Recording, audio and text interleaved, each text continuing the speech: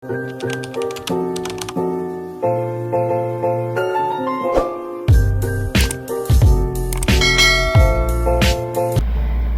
guys! Late na ako nag-open ng vlog. Today is November 9, 2024. Lalagas pa rin yung hair ko. Ayan. Paunti-unti lang naman. Madami naman akong hair, kaya okay lang. And then, mag-lotion tayo nitong binili ko na CeraVe sa Shopee. Legit naman siya kasi nawala yung dryness ng skin ko. And then, ito kasing CeraVe na nabili ko is moisturizing lotion for dry and very dry skin. Tapos may binili din akong CeraVe Itch Relief Moisturizing Lotion. Nawala yung mga kati-kati ko dyan. Hinahaluan ko na. Tapos, ayan, pang braso. In fairness, maganda siya. Wala siyang amoy. Yun daw maganda sa mga lotion. Kailangan, unscented, lalo na kapag allergy ka sa isang bagay. And then, ayan. Nagluto pala ako kanina ng low-carb food ko. Yung low-carb na food na niluto ko kanina is yung ampalaya. Nilagyan ko lang ng salt and pepper, bawang sibuyas, kamatis, and yung sahog ko is yung ground beef. Ayan. Tapos, gagala ako ngayon. Hindi naman gagala. Magpapalinis lang ako ng kuko. Ayan. Tapos, ano ba mong gagawin ko? Baka pamamalengke ako kung anong pwedeng mabiling food sa Walter Mart Muñoz. Ayan. And then,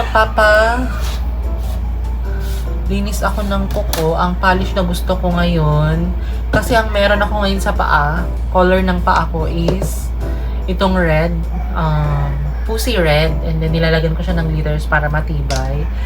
Pero, gusto ko sana white sa kamay at saka white din sa paa ngayon. Pero, nung nakaraan ito din ang color ng toenails ko. Ngayon parang gusto ko ito. Gusto ko itong try kasi hindi ko pa na-try ito. Nail lacquer. Ang nito is OMG. Gossip ang color. Tapos papalalagan ko na lang ng glitter. So yan na, final na. Green na lang. Tapos, baka hindi ako magpapolish sa kamay. Parang tsaka. So guys, may bago pala akong ginagamit ngayon na sunblock. Ito yung shades ang tatak. Tone Up Glow. Tone Up UV Day Cream. UV Black Day Cream. Maganda siya. Try nyo. 280 lang bili ko dito. Hindi siya nag-white cast. Tone up siya. Nagto-tone sa skin color mo.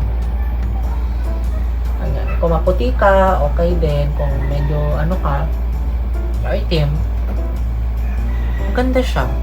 Hindi siya nakaka-dry ng skin. Ayan o. Hindi na ako mag-apply ng sunblock. Wala nang kaarte-arte. Ang ganda nito. Promise. Na-in love ako. Hindi naman kasi ako nag-makeup, guys. Alam niyo na. Ayoko ng heavy makeup. Okay na sa akin yung mga sunblock, ganyan.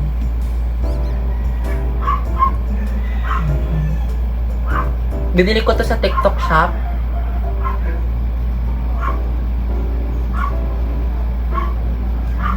Magaan lang siya sa mukha.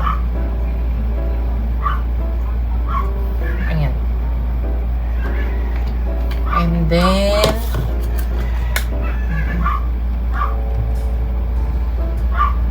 hindi siya nagwa-white cast. Ang galing.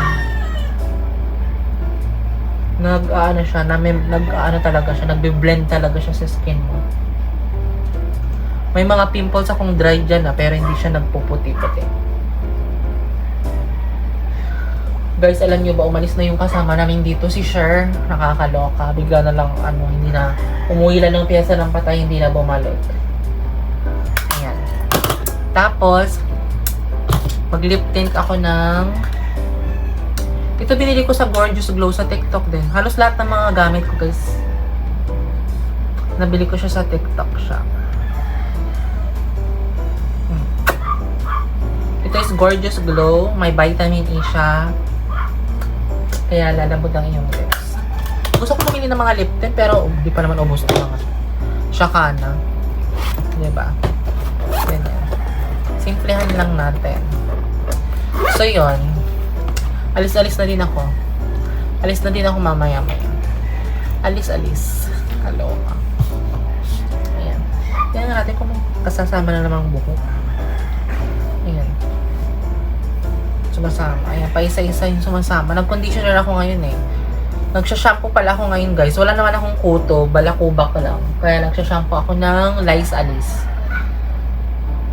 Guys, ang technique pala para hindi lumala ang balakubak mo. Kailangan hindi madiin yung pag-massage mo sa scalp. At saka wag kuko. Kailangan yung ito yung dulo ng daliri mo. Yung soft. Para hindi masusugat yung scalp. Kasi the more na kinukuskus mo na mabuti para matanggal yung dandruff, the more nagkikreate ng dandruff. Kaya yun. Konti na lang din ang aking dandruff. So yun guys, magpapalinis ako ng kuko. Check ko mamaya kung makapag-video ako doon. So guys, outfit check. Ayan. Abot ko na pala yung bubong dito. Ayan, t-shirt lang ako. Yung Fast and Furious. Gusto ko kasi yung mga mahabang t-shirt. Yung mga oversized t-shirt. Tapos itong white pants. Sino yun? May kasyang ingay naman nun. And then magpapabango tayo yung Lumos na Spring Days na binili ko sa TikTok. Pabango to. Kaamoy niya yung love spell. Pero parang hindi love spell eh. Kasi yung violet yung love spell. Kasi may iba siyang amoy. And then, ang isusot ko palang sandals. Ito din binili ko sa TikTok shop. Ayan. Para siyang Hermes inspired na flats. Pero maganda siya. Malambot sa paa. Dalawa yung binili ko eh. Itong brown and then itong white. Ayan, mga pangharabas na sandals. Mura lang. Para hindi ka manghihinayang kapag nasira. Kasi, ang paglalakad ko guys minsan, natatalisod ako yung sleeper. Gumaganon siya. Gumaganon siya oh. So parang nagagasgas yung harapan. Kapag may gasgas ayun. Ayan. Ang ganda. Size 8 lang ako. Pero in-order ko size 9. Para sakto yung sukat. Hindi kulang, hindi sobra. Ayan. Pero ang gusto ko itong touch of tan. Beige. Beige ba to o tan? Basta nakakaputi ng paa. Ayan. So yan guys, alis na ako. So guys, nagbago ang isip ko. Ito na lang pala yung isusuot kong flats. Kasi nasuot ko na yung ito yung beige nasuot ko na pala siya na nakaraan. Para papalit-palit. Nakita ko sa video ko, nasuot ko na pala. Sayang naman. At least ito pang harabas ko din ito eh. Ayan, parang Birkenstock inspired siya. Pero siya, TikTok shop ko lang yan nabili. Ayan. Alis na ako.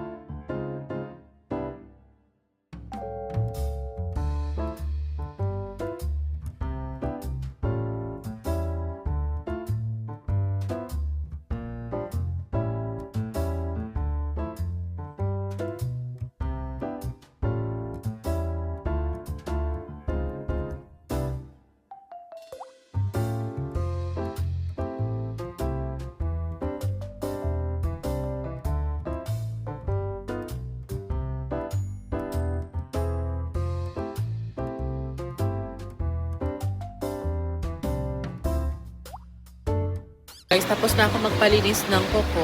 Nandito ako ngayon sa Walter Mart Union. Ayan, bili ako ng tinapay. Paano pwede kainin? Merienda ba?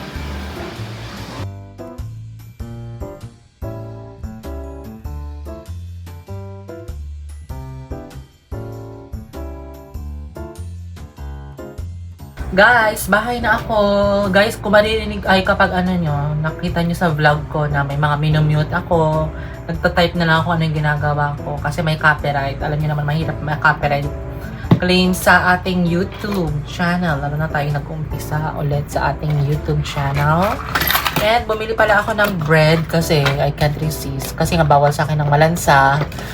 Kailangan kong kumain pa din. Ayoko naman kumain ng manok. I'm not willing to take the risk. Kasi nga, pangalawang beses ko na ng bakuna ng anti-rabies. Last na sa Monday. Nung Monday, first session ko ng vaccine. Kahapon is, kahapon ba yun? No, Thursday.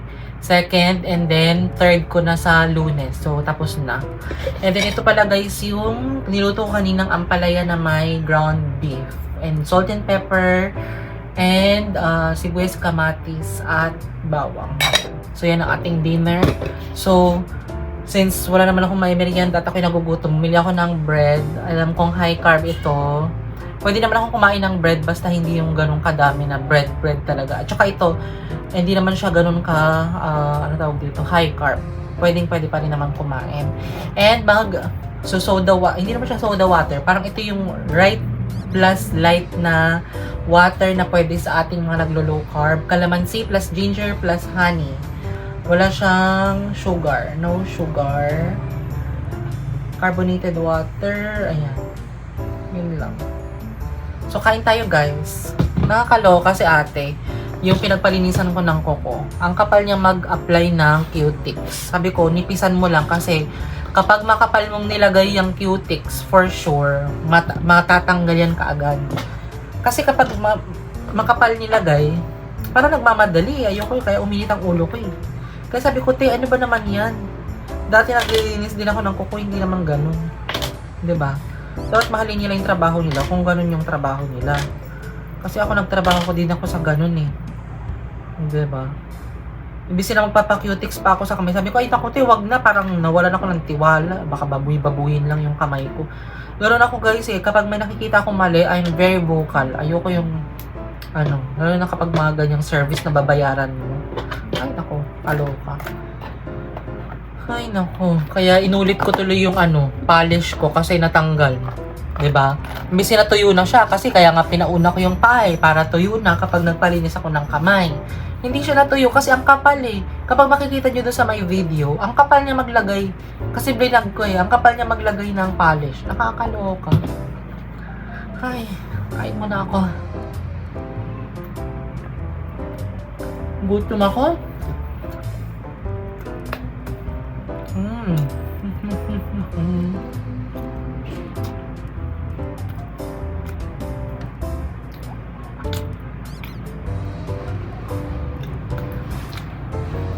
Message pala ako kay Sher na kunin na niya yung mga gamit niya kasi ang baho sa kwarto niya. Pinaglalagyan ng damit, amoy ipis.